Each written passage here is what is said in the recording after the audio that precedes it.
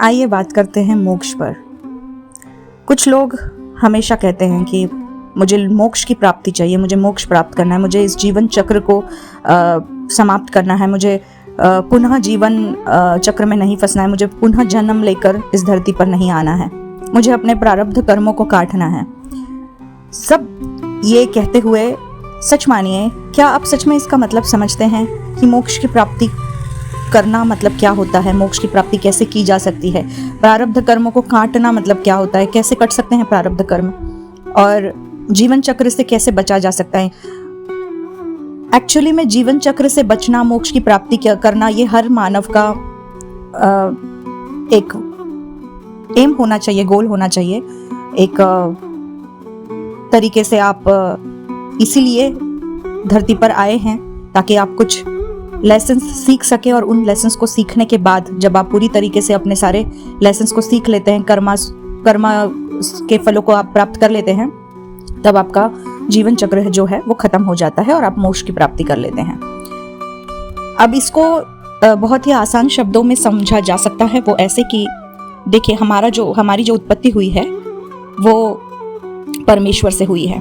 परमेश्वर जो डिवाइन शक्ति जो ऊपर बैठी हुई है, आध्यात्मिक शक्ति है, जो दिव्य शक्ति है, उन्हीं का हम अंश है, और उन्हीं का अंश बनकर हम इस धरती पर हर जो प्राणी है, चाहे वो मानव हो, चाहे वो कोई पशु पक्षी हो, चाहे वो कोई कीड़े मकोड़े हो, वो हर अंश है वो परमात्मा का अंश है, परमात्मा से निकला हुआ, दिव्य शक्ति से निकला हुआ अंश है।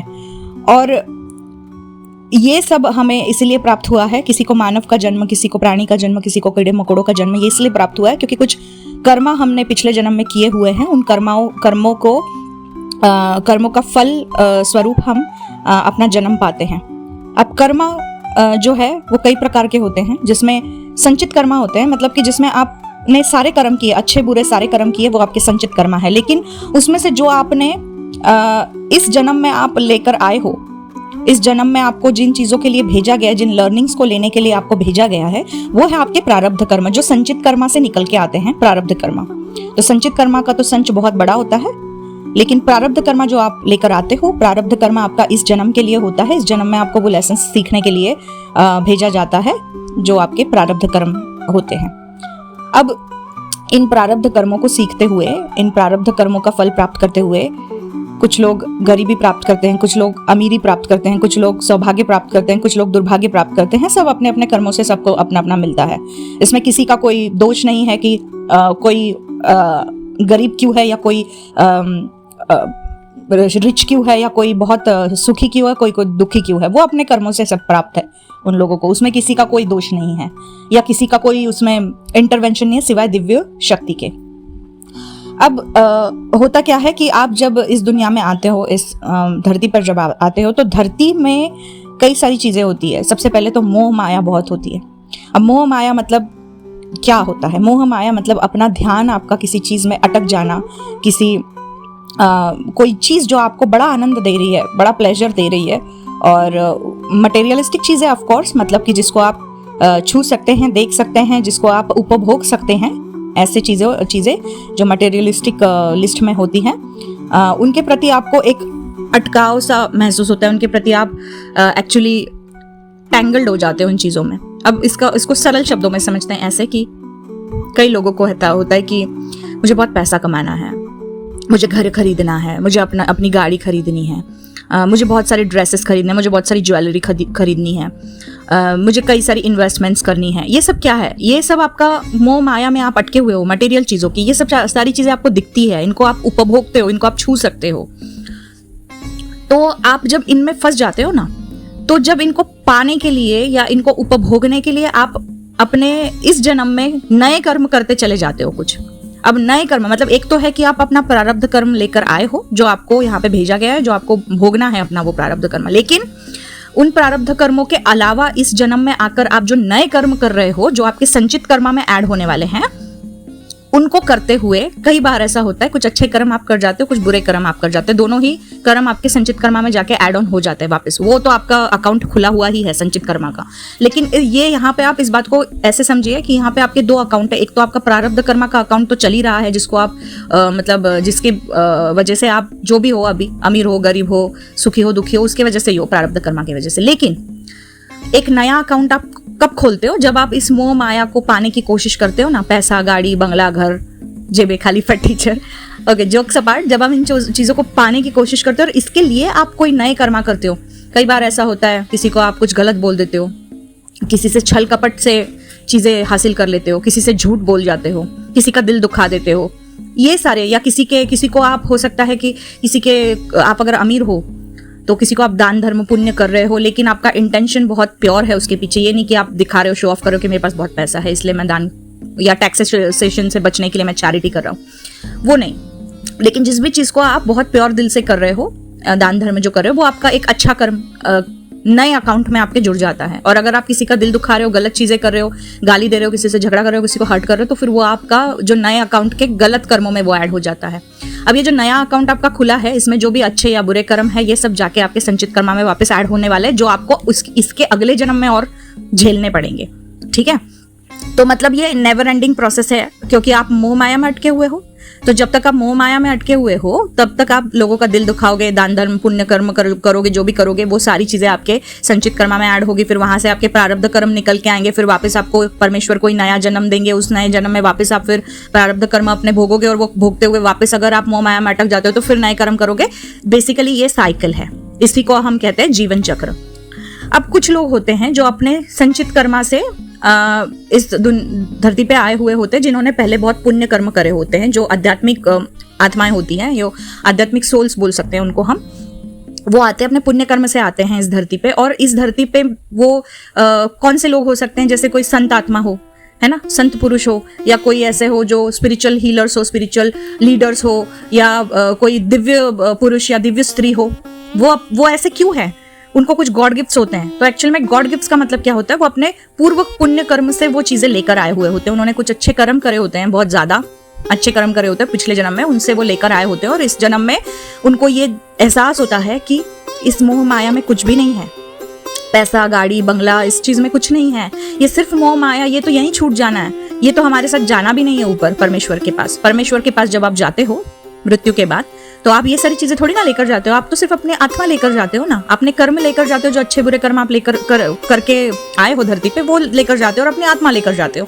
तो जिन लोगों को इन चीजों का एहसास होता है, ऐसी जो संत आत्माएं होती हैं, इनको इन चीजों का एहसास ऑलरेडी होता है पिछले कर्मों के, पुण्य कर्मों से, है ना।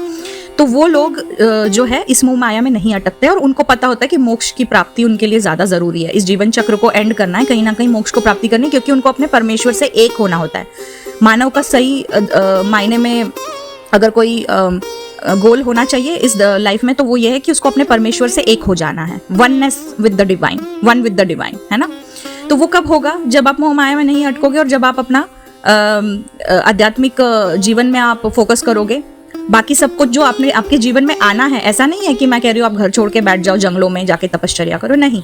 जो आपके प्रारब्ध कर्मों से आपको मिलना है वो तो मिलना ही है, वो तो आपको मिल ही रहा है। लेकिन पता है कहाँ गाड़ी खराब हो जाती है? जब आपको मिल रहा है आपके प्रारब्ध कर्मों से, कि आप फॉर एग्जाम्पल, बहुत छोटा एग्जाम्पल लेते हैं, आपके प्रारब्ध कर्मों से आपको 10 रुपए मिल रहे हैं, क्योंकि आपका कुछ प्रारब्ध अच्छा रहा है, इसलिए आपको 10 रुपए मिल रहे हैं। लेकिन उस 10 रुपए को मिलने के बाद में आपके अंदर एक इच्छा जागती है कि मुझे 20 रुपए चाहिए, और 10 रुपए मुझे चाहिए, और 10 रुपए मुझे कैसे मिल जाए तो मैं देखूं। जब आप उसमें, फिर वो मोह माया आ जाती है ना, वहां पे आपका ग्रिड आ जाता है आपके अंदर, जबकि आपको मिलना 10 रुपए ही है प्रारब्ध कर्मों से, लेकिन आपका दिल अटक गया उस पैसे में, उस शक्ति में, कि आपको और मोह हो गया उन चीजों का, पैसों का और मोह हो गया। तो उसके लिए फिर आप अपना कर्म करना शुरू कर देते हो। फिर वो कर्म करते हुए आप जो भी चीजें करते हो, जैसे मैंने एक्सप्लेन किया, अच्छे बुरे कर्म कर जाते हो, उसकी वजह से आप जीवन चक्र में अटक जाते हो। अब यहाँ पे जो दिव्य आत्माएं जो होती है, जो मतलब जो मोह माया में नहीं फंसती है और जो सिर्फ ईश्वर को जानती है, ईश्वर का नाम जब जानती है, वो मोक्ष प्राप्ति उन्हें संभवतः मिलती है। इनका वो आखिरी जन्म होता है, इनको आगे जाके मोक्ष प्राप्ति मिलनी होती है, ठीक है, मिलती भी है। तो अब प्रारब्ध कर्म जो है इनकी तीव्रता अगर आपको कम करनी है, देखो प्रारब्ध कर्मों को आप पूरी तरह तो खत्म नहीं कर सकते, लेकिन कई बार ऐसा होता है ना कि ये प्रारब्ध कर्म हमारे पिछले जन्म के इतने गंदे होते हैं ना कि इस जन्म में हम लोग बहुत हार्डशिप्स में जा रहे होते हैं, हमें बहुत सारी चीज़ें, बहुत दुख होता है हमारे जीवन में, बहुत सारी चीज़ें हमें सहनी पड़ती है, बहुत सारी चीज़ों के पीछे हम अटक के बैठ जाते हैं, रोते हैं, सोचते हैं कि मेरे साथ ही ऐसा क्यों हो रहा है, मेरे साथ ही ऐसा क्यों हो रहा है। तो अगर आपको अपने प्रारब्ध कर्मों की तीव्रता कम करनी है ना, मतलब कि आप खत्म तो नहीं कर सकते लेकिन उसकी तीव्रता कम कर सकते हो, जिसकी वजह से आपके अंदर एक स्ट्रेंथ आएगी कि आप उन सब भोगों को भोग जाओगे, प्रारब्ध कर्मों के भोगों को भोग जाओगे और आपको ज़्यादा तकलीफ भी नहीं होगी और आपका जीवन चक्र कहीं ना कहीं आप समाप्ति की तरफ ले जाओगे, मोक्ष की तरफ ले जाओगे। तो ये कैसे किया जा सकता है? इसको करने का एक तरीका है, कलियुग में सबसे बेहतर, सबसे इफेक्टिव, सबसे एकमात्र तरीका है नाम स्मरण। अब नाम स्मरण का क्या मतलब है? नाम स्मरण का मतलब है कि भगवान का नाम जपना। अब आप बोलोगे मैं तो उठते बैठते हरे राम हरे कृष्णा करते रहती हूँ, मैं तो राम राम जपते रहती हूँ। ऐसे नहीं, इसको नाम स्मरण नहीं कहते। नाम स्मरण के भी कुछ नियम होते हैं, नाम जप के कुछ नियम होते हैं, उनको अगर आप उस तरीके से फॉलो करते हो, उन चीज़ों को आप उस तरीके से करते हो। लेकिन इसमें एक बहुत ही क्रूशियल बात है कि इसमें कंसिस्टेंसी बहुत मैटर करती है। अगर आप 4-5 दिन कर रहे हो, बीच में 2 दिन नहीं कर रहे हो, फिर 5-6 दिन कर रहे हो, फिर बीच में आपका मूड नहीं हो रहा है तो नहीं कर रहे हो, ऐसे से कुछ प्राप्त नहीं होगा, ऐसे से आप कहीं नहीं पहुंचोगे। लेकिन आपके अंदर एक जुनून है, आपके अंदर एक एकाग्रता है, आपके अंदर एक गोल है कि मुझे रोज, अगर मैं 108 की माला जपता हूँ रोज, 1 बार 2 बार या 3 बार, त्रिसंध्या जिसे कहते हैं, तो अगर 1 बार जपता हूँ तो 1 बार तो मैं रोज जपूंगा ही जपूंगा, चाहे जो हो जाए। या आप त्रिसंध्या करते हो तो मैं त्रिसंध्या तो हर रोज करूंगा ही करूंगा, चाहे मैं कहीं पे भी हूँ, किसी भी सिचुएशन में अटका हूँ। 10 मिनट लगते हैं आपको 108 अगर आप जाप करें, या अपना अपना सबका एक अलग समय होता है, लेकिन मैक्सिमम अगर आप ले तो 10 मिनट में आप पूरा अपना जाप कर सकते हो। जब आप नाम जप करते हो तो उससे आपके प्रारब्ध कर्मों की तीव्रता जो होती है, वो भोगों की जो तीव्रता होती है वो कम हो जाती है, और कहीं ना कहीं आपका मोह माया में जो आप अटकने वाले होते हो वो अटकने से बच जाते हो, और आप आध्यात्मिकता में आप अपने सोल को अपलिफ्ट करते हो, अपने जीवन को अपलिफ्ट करते हो, और संभवतः आप जीवन चक्र को समझना शुरू कर देते हो, आप कर्मों को समझना शुरू कर देते हो। और ऐसा नहीं है कि यहाँ पे आपने घी खा लिया और कल को आप चमक उठे, इतना आसान नहीं होता है। आपने घी खाया, अब जब वो घी आपके बॉडी में जाएगा तो वो आपके बॉडी पार्ट्स में फैलेगा, धीरे धीरे करके असर करेगा, धीरे धीरे करके उसका दिनों में, महीनों में, हफ्तों में, महीनों में, सालों में उसका असर आपके चेहरे पर, बॉडी पर दिखने लगेगा, अगर आप निरंतर घी खा रहे हैं। उसी तरीके से इन चीज़ों का भी होता है। अगर आप इन चीज़ों को समझते हैं, प्रारब्ध कर्मों को समझते हैं, नाम स्मरण को समझते हैं, मोक्ष की प्राप्ति क्या होती है इसको समझते हैं, जीवन चक्र को समझते हैं, तो इनके ऊपर जब आप काम करना शुरू कर देते हो तो ऐसा नहीं है कि आपको अगला जन्म आपका मोक्ष प्राप्ति आपको हो जाएगी, नहीं। आप इन चीज़ों को समझ के फिर आपका जो भी छोटे मोटे कर्म, इनको समझने से पहले छोटे मोटे कर्म आप कर चुके हो जो संचित कर्मा में है आपके, अभी भी अकाउंट वहाँ पे खुला हुआ है, वो अकाउंट आपका जब तक नील नहीं हो जाता तब तक आप वापस जन्म लोगे। लेकिन जब आप नेक्स्ट जन्म लोगे तब आपको ये भली भांति पता होगा कि आप कहाँ से आए हो, क्या चीज़ें करके आए हो, और इस जन्म में आपको कौन सी चीज़ें करनी है ताकि आप मोक्ष की प्राप्ति कर सको। तो ये सारी चीज़ें इस तरीके से होती हैं, इनको समझना बहुत ज़रूरी है। अगर आप आध्यात्मिकता में अपना जीवन आगे बढ़ाना चाहते हो, अगर अपने जीवन को सरल करना चाहते हो, तो ये सारी चीज़ों को समझना बहुत ज़रूरी है। कई बार क्या होता है ना कि आपको जो चीज़ें अभी मैंने समझाई, मटेरियलिस्टिक चीज़ें और स्पिरिचुअल चीज़ें, दोनों में डिफरेंस ये आपको समझ में आ रहा होता है, और आपकी आंतरिक इच्छा भी होती है कि मैं मटेरियल चीज़ों में ना फंसूँ ज़्यादा, जो भी प्रारब्ध से मिलना है वो तो मिलना ही है, उसको तो कोई छीन नहीं सकता है, ना कोई उसको निकाल सकता है, ना ज़्यादा मुझे कोई दे सकता है मेरे प्रारब्ध से। और ये चीज़ें आपको पता होती हैं, आंतरिक मन को, आंतरिक तरीके से आपको इन चीज़ों का रियलाइजेशन होता है, और आपको इच्छा होती है, आंतरिक इच्छा, कि मुझे अध्यात्म में अपलिफ्ट करना है, अपने आप को ट्रांसफॉर्म करना है। लेकिन आप लाख कोशिश करने के बाद में भी आप ये नहीं कर पाते हो, तो ऐसे में क्या किया जाए? ऐसे में सिर्फ एक ही आपके पास मार्ग बचता है शेष, वो ये है कि आप अपने ईश्वर से प्रार्थना करें कि हे ईश्वर, मुझे इस जो भी मटेरियलिस्टिक चीज़ों में, इसमें मोह माया में मुझे नहीं फंसना है, मुझे आध्यात्मिकता में अपने आत्मा को अपलिफ्ट करना है, मुझे जीवन चक्र को समाप्त करना है, मुझे मोक्ष की प्राप्ति चाहिए, मुझे आपसे एक होना है, मुझे आपसे एक होने की इच्छा मैं रखता हूँ या रखती हूँ, जो भी है। और आपको ना नाम जब इस चीज़ से आपको शुरू करना है, आपको नाम स्मरण इस चीज़ से, एक मंत्र कोई आपका जो है तामसिक मंत्र का जाप ना करे, जो सात्विक मंत्र है, जैसे कि ओम नमः शिवाय, ये बहुत ही सात्विक मंत्र है, तो इस तरीके के जो मंत्र हैं इनको आप, इनका एक मंत्र आप ले लीजिए जो आप जिससे ज़्यादा कनेक्ट होते हैं, जिससे आपका कनेक्शन आपको फील होता है अपने डाइटी से या अपने डिवाइन से। उस मंत्र का आप जाप इस इंटेंशन से शुरू कीजिए जो मैंने आपको अभी बताया, और इसको करते जाइए। देखिए भगवत गीता में भी बोला है कि आप तू कर्म कर, फल की इच्छा मत कर। तो यहाँ पे भी आपको सेम अप्लाई होता है, आपको कर्म करते रहना है, अपना निरंतर करते रहना। निरंतरता इसके अंदर की सबसे बड़ी की है। अगर आपके अंदर निरंतरता नहीं है ना, अगर आप किसी भी मोड़ पे आके अगर आप अनिरंतर हो जाते हैं तो इसका कोई मतलब, फिर आप वापस जीरो लेवल पे पहुंच जाते हो। जितना आपने कर चुके हो ना, आप वापस वहाँ पे जीरो लेवल पे आके रुक जाते हो। आपको वापस शुरुआत, जब आप वहाँ से करोगे तो वापस आपको पहले से शुरुआत करनी पड़ेगी। तो इसीलिए निरंतरता रखिए चीज़ों में, चाहे जो हो जाए, चाहे कुछ भी हो जाए। यही आपका ध्येय होना चाहिए, यही आपका या आपकी साधना होनी चाहिए, यही आपका नाम स्मरण, नाम जप होना चाहिए। और इसको करते हुए आप पाएंगे कि आपका जो झुकाव है, आपका जो अड़काव है मोह माया में, वो कहीं ना कहीं आपसे छूट रहा है, कम हो रहा है, और आप उन चीज़ों से आपको फ़र्क नहीं पड़ता है। अब जो प्रारब्ध में लिखा हुआ है वो तो आपके किस्मत में जो है वो है ही, जो मिला ही है वो है ही, वो भी किसी कारणवश ही आपको मिला है, जो कुछ भी मिला है।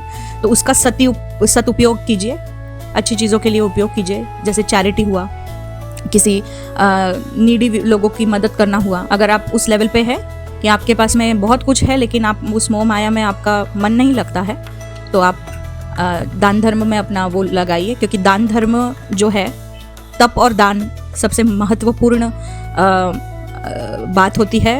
अगर आप आध्यात्मिकता में आगे बढ़ना चाहते हैं, अगर आप ईश्वर प्राप्ति करना चाहते हैं, ईश्वर से एक होना चाहते हैं, तो दान धर्म करना, और उसकी कहीं पे भी मतलब उसका कहीं पे भी ढिंडोरा ना पीटना कि आपने क्या दान धर्म किया है। कुछ लोग होते हैं जो सोशल साइट्स पे आके पोस्ट करते हैं, today I celebrated my birthday by giving charity to the old people, poor people, like this. ये आपको नहीं करना है। आप अपने दाएं हाथ से क्या दान धर्म कर रही है, आपके बाएं हाथ को भी पता नहीं चलना चाहिए। इतना वो गुप्त दान जो होता है वो आपको करना है, और उसके बारे में किसी के पास में आपको वाच्यता नहीं करनी है। जितना आप इन चीज़ों को फॉलो करेंगे उतना ही आध्यात्मिकता में आप और अपने आप को लेवल अप पाते जाएंगे। और इससे सरल मार्ग तो कलयुग में है ही नहीं कोई। अगर आप इस मार्ग को अपना लेते हैं तो इससे सरल मार्ग कोई नहीं है जीवन में। क्या रिश्ते भी मोह माया में आते हैं, या रिश्तों में अपनी अटक के रहना, इसे भी मोह माया कहा जा सकता है? ये हम अगले वीडियो में जानेंगे ज़रूर।